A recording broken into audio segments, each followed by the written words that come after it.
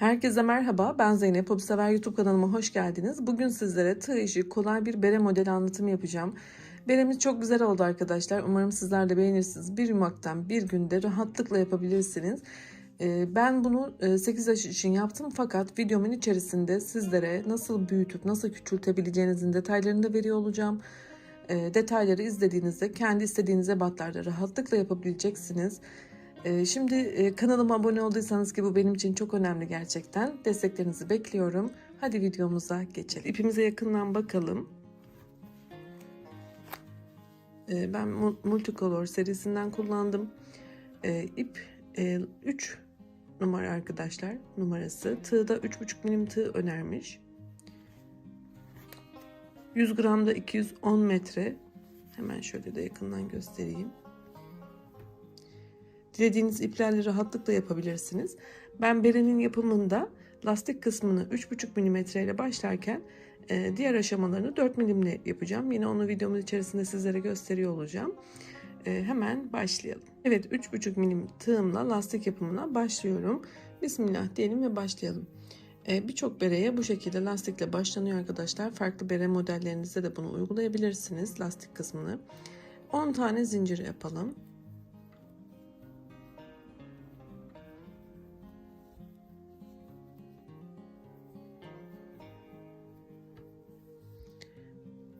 Burada zincirlerimizi yaptıktan sonra ilk zincirden batıyorum. Sıradaki yani 9. zincirime battım. Bir tane sık iğne yapıyorum. Şimdi hepsine tek tek batarak 9 tane sık iğnemi oluşturuyorum.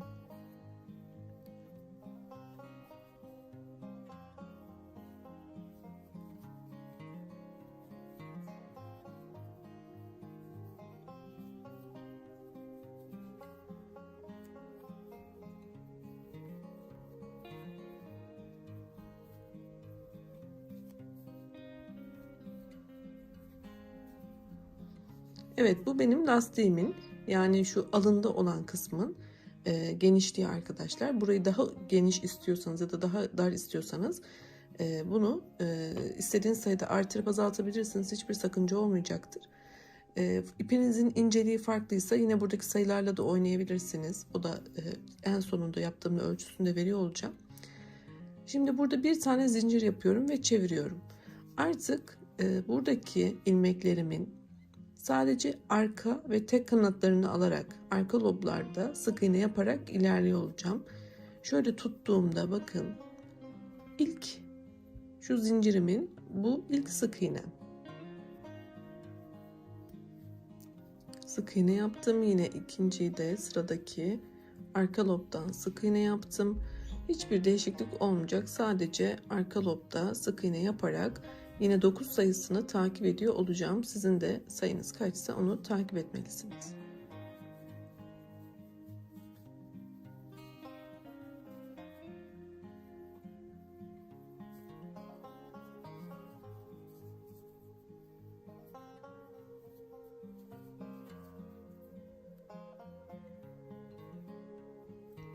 Evet, 9'uncuyu da yaptım. Şimdi bir tane zincir yapıyorum ve yine çevirdim. Yine birinciden başlayarak 9 tane sık iğnemi yapıyorum. Arka lobda yapıyoruz.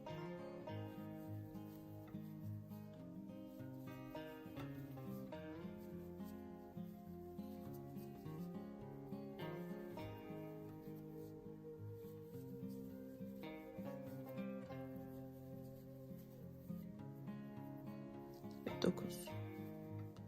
Bakın şeklimiz ortaya çıkmaya başladı, lastiğimiz.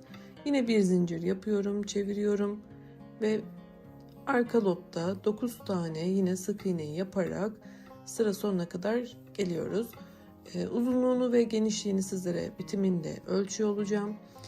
Yaş grupları için arkadaşlar internetten bere kafa ölçüleri diye bakabilirsiniz. Yaş gruplarına farklılıklar oluşturacağı için o şekilde aratabilirsiniz ya da yapacağınız kişinin bir beresi varsa onun üzerinden ölçü alarak da yapabilirsiniz. Onu da nasıl yapmanız gerektiğini de yine gösteriyor olacağım. ben ölçü alarak yapmayı daha avantajlı buluyorum. Daha denk geliyor. Onu da göstereceğim. Hangisi kolayınıza gelirse modeli verdikten sonra istediğiniz yaş grubuna istediğiniz ölçüde yapabiliyor olacaksınız inşallah. Diğer aşamalarına geçelim isterseniz. Bu şekilde uzun bir lastik örüp geliyorum. Evet, ben lastiğimi yapmaya devam ettim. Hemen şöyle görüntüsüne de bakalım. Böyle uzun bir parça ördüm arkadaşlar. Şimdi ölçülerini vereceğim ve ölçüsüne nasıl karar verdiğimi de sizlere anlatacağım. Şu boyumuz arkadaşlar, bakın şöyle 5 santim.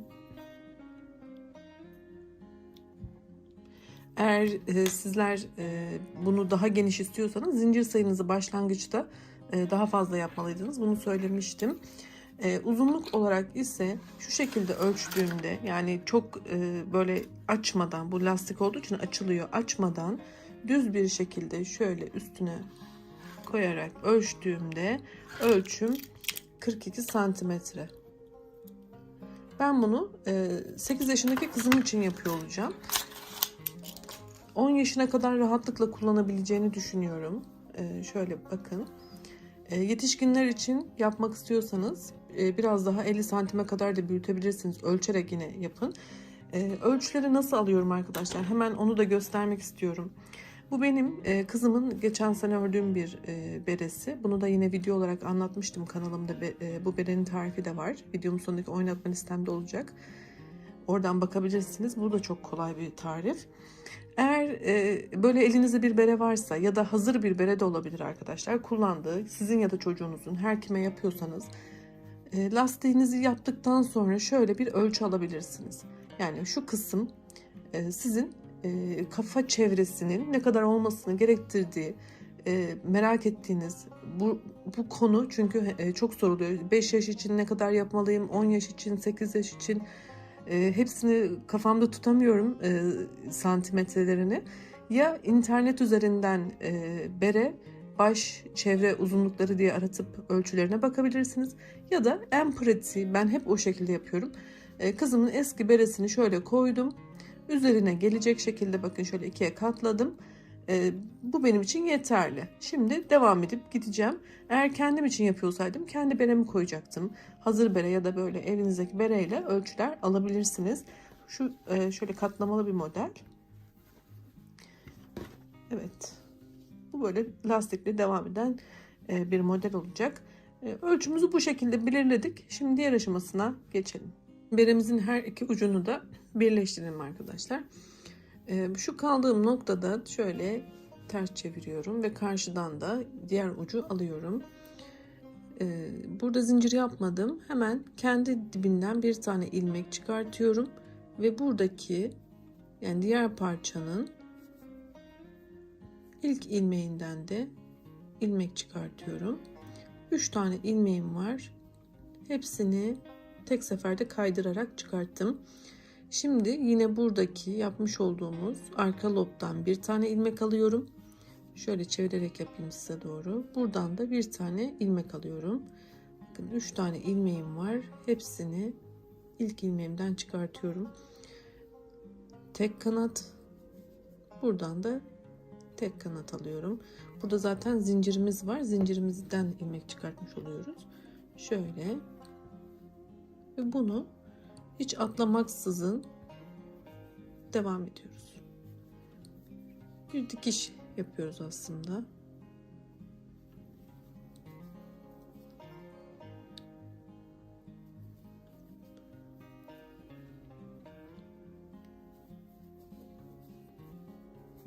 Başa kadar devam edelim.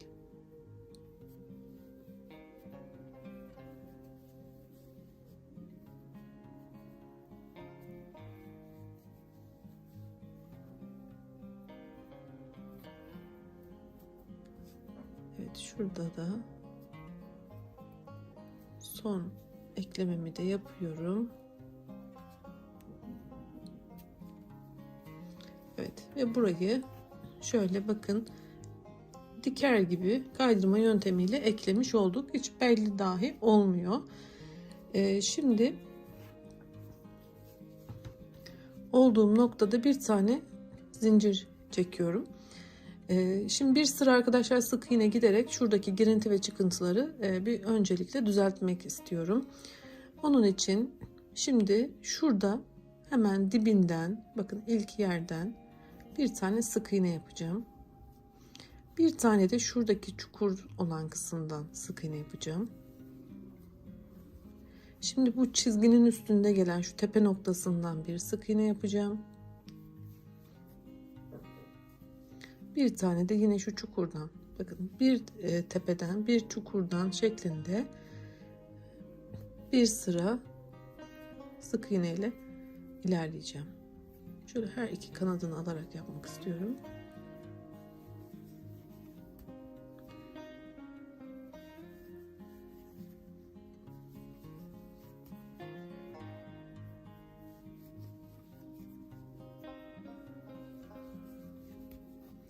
Bakın şu şekilde burayı düz ve bütün bir hal alıyor.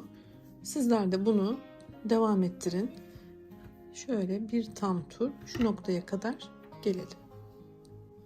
Evet, başlangıç noktama kadar devam ettim. Şurası benim ekleme yaptığım kısımda arkadaşlar. Burada da tam tepeden batarak bir kaydırma işlemi yapıyorum ve sıramı tamamladım. Bu noktada tığımı değiştiriyorum. Diğer tığıma geçiş yapacağım.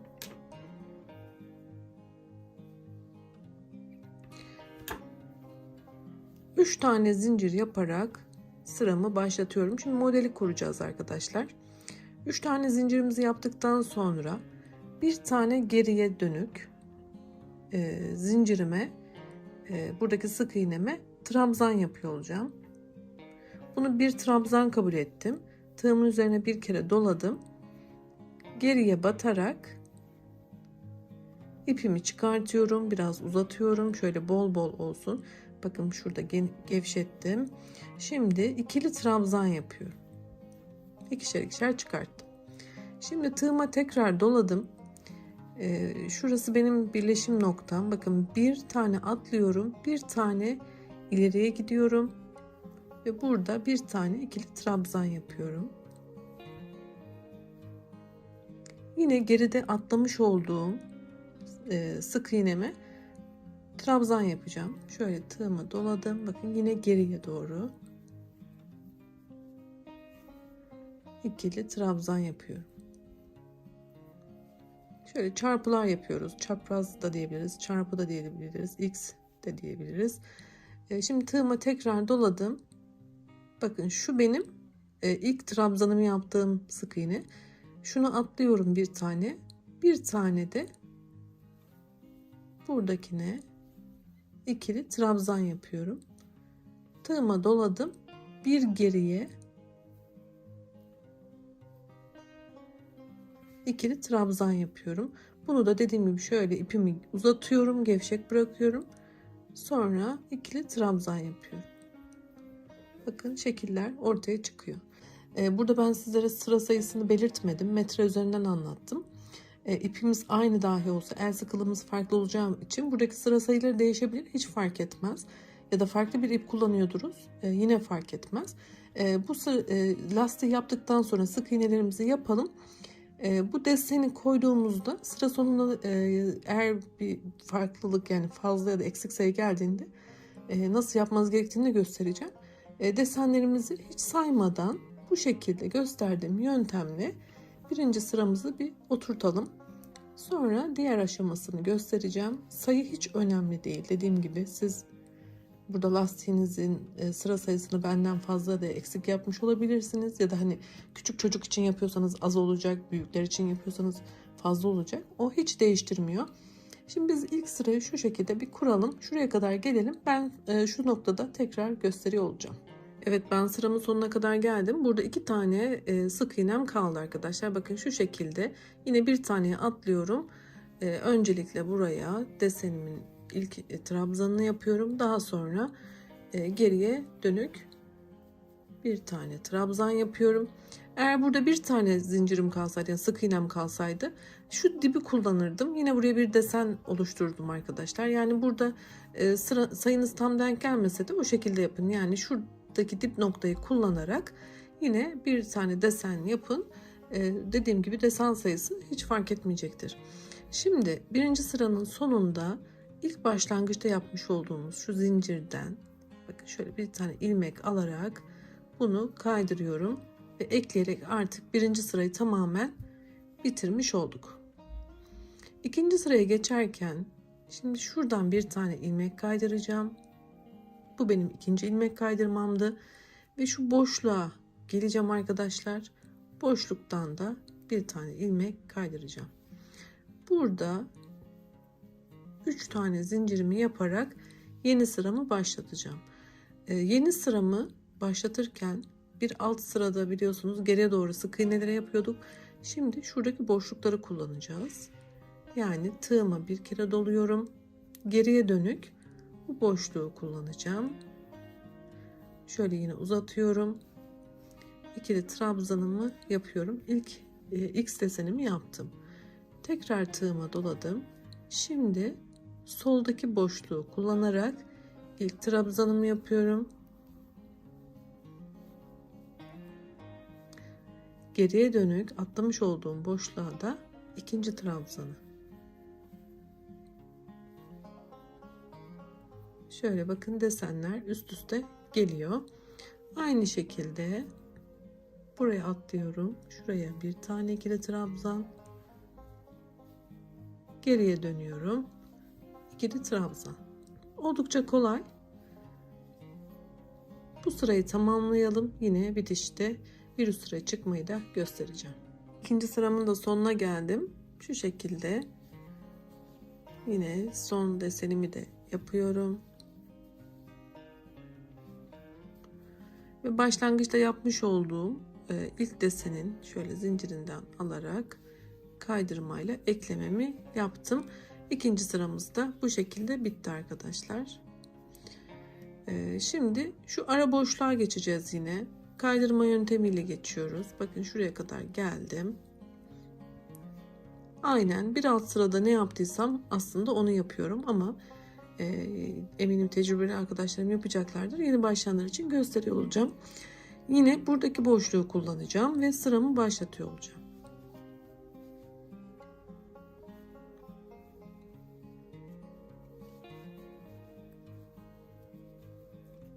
Bunu çocuğunuzun kafasına göre ya da kime yapıyorsanız kafasına göre devam edeceğiz. Kesme işlemi var. Oraya kadar yapalım. Ben yine ölçüyle size veriyor olacağım ölçü bilgisini. Bu şekilde 3. sıramızı bitireceğiz. Tekrar şu boşluğa geçip 4. sıra ve bu şekilde sıralarımızı devam ettirerek beremizi yapmaya devam edeceğiz. Çok güzel oldu gerçekten. Renkleri de çok yakıştı. Yapıp geleyim diğer aşamasına o şekilde geçelim arkadaşlar. Sıralarını devam ettirdim. Toplamda 1, 2, 3, 4, 5, 6, 7, 8, 9, 10 sıra yaptım. Benim için yeterli arkadaşlar. Eğer ipinizin kalınlığı farklıysa sıraları devam ettirebilirsiniz. Ölçü olarak vereyim. O şekilde sizler de mukayese edersiniz. 20 santimetre olana kadar ördüm. 20 santimetre olduğunda şimdi kesme işlemini gerçekleştireceğim ve beremi o şekilde tamamlayacağım. 2 sıra daha kesme işlemim olduğu için biraz daha büyümeye devam ediyor olacak. Şimdi şurada ilmeklerimi kaydırarak boşluğa ilerledim ve burada 3 tane zincirimi yaptım. Azaltmaya başlayalım. Tığımın üzerine bir kere doluyorum. Bu ilk boşluğun içerisinden bir tane ilmek çıkartıyorum. İkisini çıkarttım. İkisi tığımda bekliyor. Yarım trabzan yaptım. Bu iki ilmek beklerken tığıma doladım. Bir sonraki boşluktan tekrar ilmek çıkarttım. Önce 2 sonra kalan 3 ilmeği çıkartarak burayı tamamladım. Tığıma yine ipimi doluyorum. İlk boşluktan yarım trabzan. İkinci boşluktan 2 tane ilmeği çıkarttım. Sonra kalan 3 ilmeği çıkarttım. Bakın şöyle bir toparlama işlemi yapıyoruz. Yani şu tepe noktasını kavislendiriyoruz. Şimdi tekrar devam edelim. Bunu tam bir tur yapalım. Bakın bu şekilde. Şimdi bütün ilk başlangıca kadar devam edelim. Bir üst sıra çıkmayı da yine gösteriyor olacağım. Evet, bakın başlangıç zincirim şurada, sondayım. Burada da şöyle bitirelim bu sırayı.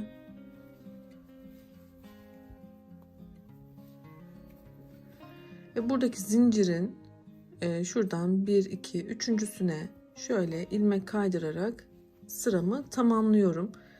Bir kere daha ilmek kaydırıyorum ve şuradaki ara boşluğa yine geçişimi sağlıyorum. 3 tane zincirimizi yine yapalım. Hemen şöyle tepe noktasını göstereyim. Bakın burada bayağı bir toplama yaptı arkadaşlar. Bir sıra daha yaptığımızda artık kapanmış olacak. Bakın form da verdi bu bizim beremize. Şu tepe noktasını çok güzel toparladı. Yine aynı şekilde devam ediyoruz. Tığımıza bir kere doladık. İlk boşluktan yarım trabzan, sonraki boşluktan yine yarım trabzan, daha sonra üçünü tek seferde toplayarak devam ediyoruz. Biraz sıradaki gibi azaltıyoruz. Bunu da yine başlangıç noktamıza kadar şöyle devam ettirelim. Evet, tepedeki azaltma işlemine devam ettim. Sona geldim. Sonda da arkadaşlar toplamayı yaptıktan sonra şuradaki zincirimi yine ilk başlangıcından ilmek kaydırarak ekliyorum. Şöyle bir tane zincir çekerek ipimi kesiyorum. Şu tepe noktasında yine ufak bir açıklık var. Burayı tığla da tamamlayıp kapatabilirsiniz. Şimdi ben dikeceğim. Nasıl dikeceğiz hemen ona da bakalım. Biraz parça ip bırakıyorum, dikiş payı. Şöyle ipime iğneyi geçireceğim. Sizler farklı iğneleriniz varsa onlarla da yapabilirsiniz, kalın iğnelerle. Bakın şöyle.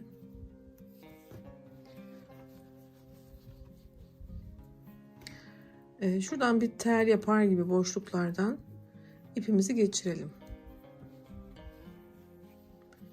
Şu an sadece ipimi geçiriyorum, dikmiyorum. Tüm boşluklardan ipi geçirip büzdüreceğim en sonunda. Başlangıca kadar geleceğim. İlk yere de yaptım bu işlemi. Sonra bakın şöyle çektiğimde artık tamamlandı, büzüldü, yani burası kapandı. Burada sorun olmayacak çünkü pompon gelecek arkadaşlar. Şöyle ipimi de içe alacağım ki içte bir dikiş yapıp kötü görüntüyü içte bırakacağım. Şöyle sağlamlaştıralım.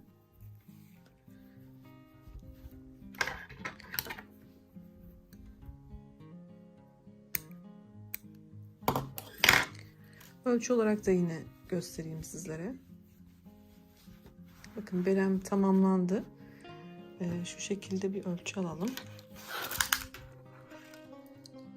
Bitmiş hali tam şöyle arkadaşlar, 22 santime ulaştık.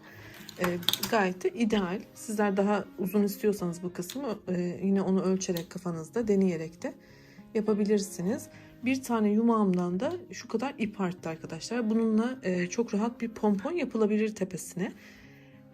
Ya da hazır pomponlar var. Ben şöyle size göstereyim. Ben bunu kullanacağım. Bakın bunu da şuradan içeriye alıp tığ yardımıyla pomponunuzu içeriden düğümleyerek kullanabilirsiniz. Şöyle bir görüntümüz olacak. Yani şöyle pomponu içten bağlayabilirsiniz. Tığla şu aralardan pomponun şeritlerini içeri geçirip düğüm atacağız arkadaşlar. Evet, bugünlük benden bu kadar. Umarım beğenmişsinizdir. Gerçekten çok kolay ve güzel. Bir günde yaptım arkadaşlar. Hem videosunu hazırladım hem sizlere hem de ördüm. Çok kolay gerçekten. Zevkli ve hızlı ilerliyor. Dediğim gibi pomponunu ister kendiniz yapın. Pompon yapımı da yine kanalımda var. Hobi sever pompon yapımı diye kanalımda aratırsanız bulabilirsiniz. Videomun sonundaki linklere de bakın. Farklı bere modelleri, atkı modelleri de var. Ya da kanalımın ana sayfasından oynatma listelerime bakın. Çünkü çok farklı kategorilerde örgülerim var. Umarım beğendiğiniz şeylere denk geliriz yine. Hoşça kalın, sağlıkla kullanın inşallah.